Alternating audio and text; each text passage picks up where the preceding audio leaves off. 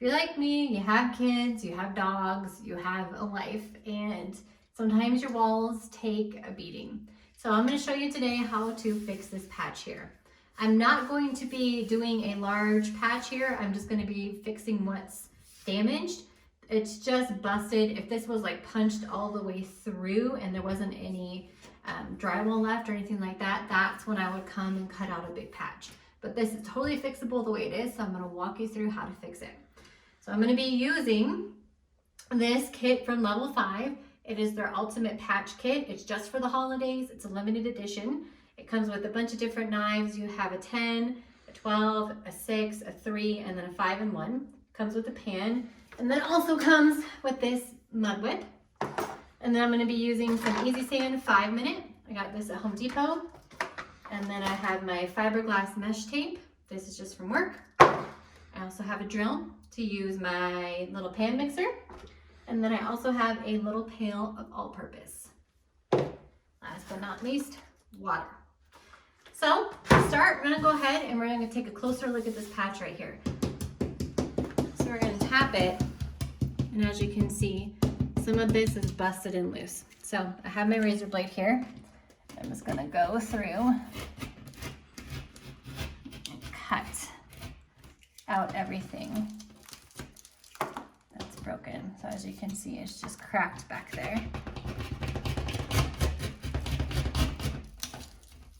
Now, when you're doing this, you can kind of take it slow, like cut a little bit out, take a look, cut a little bit out, take a look. So that way you're not making it way bigger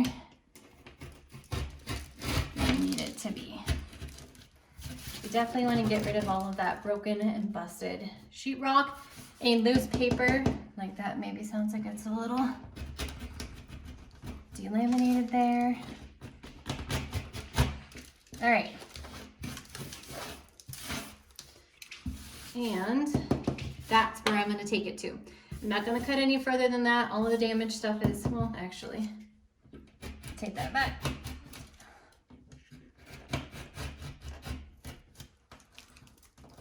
Get that out. Is there another spot? Maybe right there. You know, sometimes you're going to have to move around, catch the light a little bit. Okay, there we go. All right, now I've got all of it. I cut those two out because the paper was blistered there. When I was on the side, I could see there was a pretty significant little blister. So just go ahead and take that out. So now I'm gonna mix up my Easy Sand. This is 5-minute.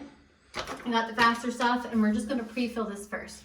We're not gonna be putting any tape on this. We're just gonna fill the holes. All right, so now we're at the point we're gonna mix up our mud. So I have some water here. I'm going to go ahead, pour my water in the pan first. And then I'm going to take my mud.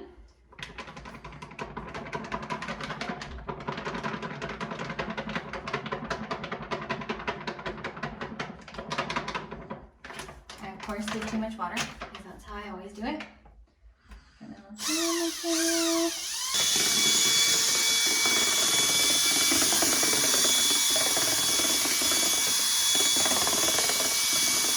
Now, probably gonna want to go wash that off. I'm not gonna worry about it right this second, but, oh, hey girl. We have a visitor. Hi, sweetie. Okay, so let's get into this. I have a 6-inch knife. I'm just gonna go ahead and pack it in that patch.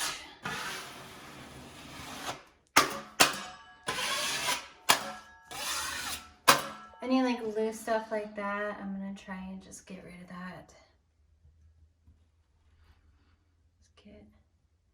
Just get it out of there. Okay.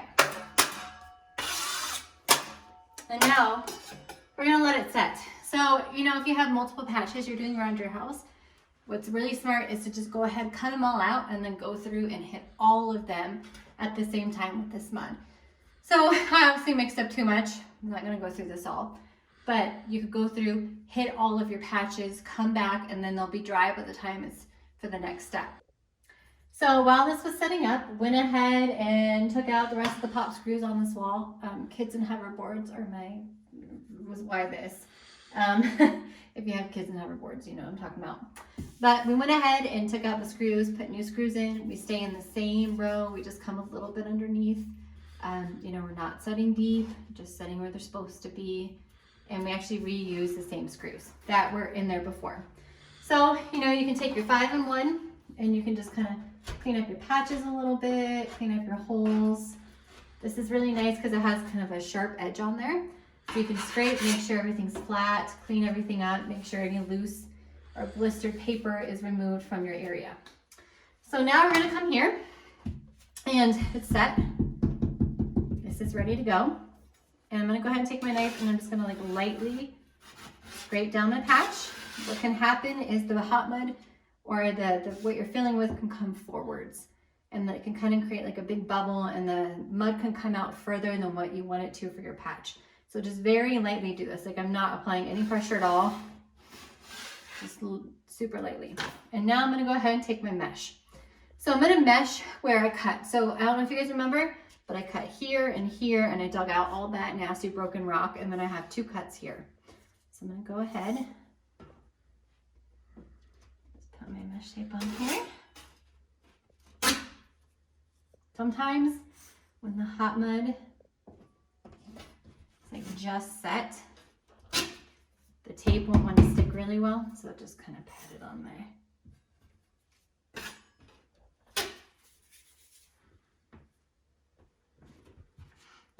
So my whole area is ready now. And then I'm actually gonna move it down just a touch. The nice thing about this stuff too is you can always reposition it before your mud is on there. If you're not quite happy with where it is. Okay. And what I do is if I'm doing a large area or a lot of patches or anything that has a lot of mesh tape and hot mud, I'll go through with the mesh tape first and mesh all of my areas. The green is nice because you can see it. It also comes in yellow, a couple different colors, but you know, get all your tape on first, then mix up your hot mud, and then that way you're not stopping, taping, and then that way your mud isn't setting up before you're done. And now we're gonna mix up some hot mud and we're gonna go ahead and coat this again. All right, I put way less water in this time, I promise. So I can go ahead.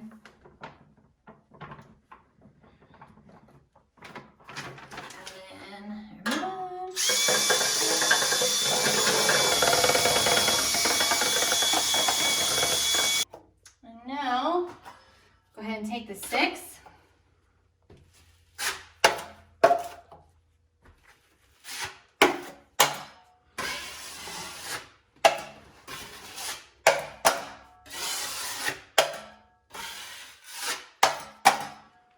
I'm not doing a really heavy coat right now. I'm just doing that tape set.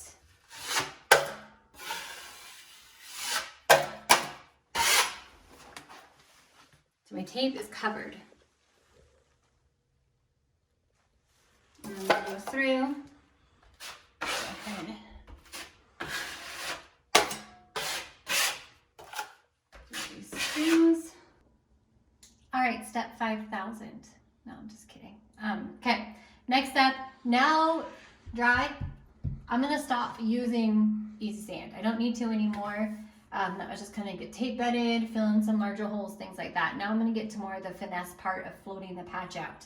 So I'm gonna be using some all-purpose here. I got just a little baby peel from Home Depot. And this is actually just straight, just open. Oh, got some bucket spin. Put that on this side. Okay, so here's our mud. Don't be afraid to go wide on these patches. The whole point is to get it to feather in. It's not going to feather in if you're, you know, keeping it super small. You're not going a little bit bigger with your knives. So as you can see, I'm setting the edge here. And now I'm going to take it right down the center.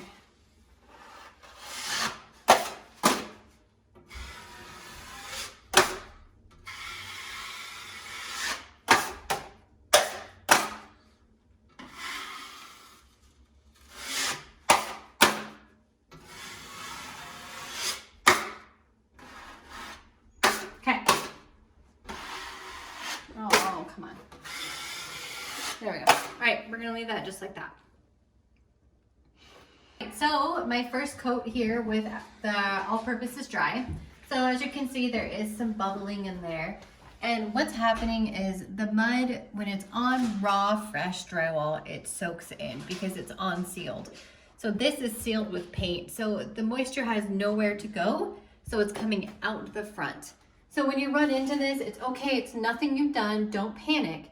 Just keep coating until it goes away. And sometimes it takes a lot of coats depending on how old your paint is, the gloss, things like that. We've done some remodels where it's like 5 or 6 coats until you're getting it to stop bubble. So don't freak out. Do though, take your knife and give it a scrape down. And what that is doing is it's opening those bubbles up so that you can fill them. If you sand it, they'll just get full of dust. So just take your knife, give it a little scrape to clean it up. So now, as you can see, I've moved to a bigger knife. This is gonna be probably my last coat, depending on how it bubbles, things like that. We do have a textured finish here, so I will be matching that. If you also have a textured finish, you know, give her one more coat, see how you're looking. Smooth, I would probably do another 2 more coats just to make sure it's totally perfect and flat. But don't be afraid to go wider with your knives. Like if I was doing a 6 this whole time, I'd have big lap lines and all of that. So just go wider. You're not gonna hurt anything. You gotta paint it anyway, so might as well make sure it's nice and flat. And I'm still using that same all-purpose.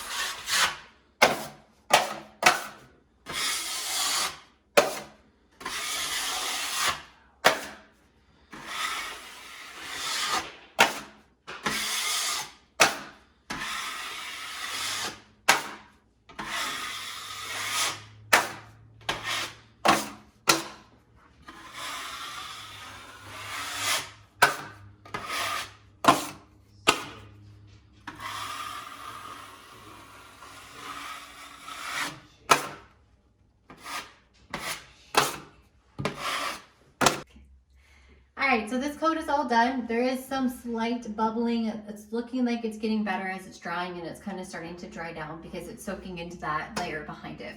So, you know, depending on the job, things like that, it can take quite a few coats, but don't get discouraged. Just keep going until you're happy with it and it's flat and it looks good.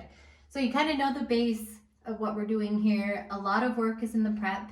That's really where you get it flat and you make it so you can start layering on top without having a big bulge or anything like that in your wall. So a little tip when it comes to matching paint, we still have some of this old paint in the garage as far as I know, so I'll get some out later and see if it matches. If you're working on like a really old paint or a paint that's in the sunlight that's faded quite a bit, an older house, what you can actually do is when you're doing your repairs, you can chip off like a paint chip and you can take it into the local paint store and have them do a custom match for you.